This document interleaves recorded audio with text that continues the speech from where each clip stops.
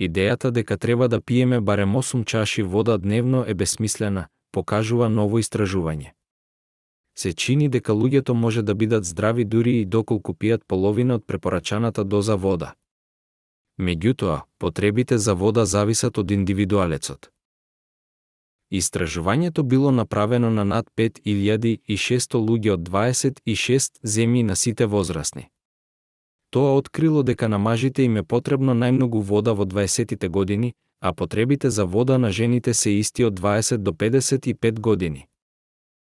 Главниот автор на истражувањето, Дейл Шолер од Универзитетот во Висконсин, Медисон, објаснил дека науката никогаш не ја поддржувала теоријата за 8 чаши вода дневно. Истражувањето ги нуди најдобрите индикации за водата што треба да се пие.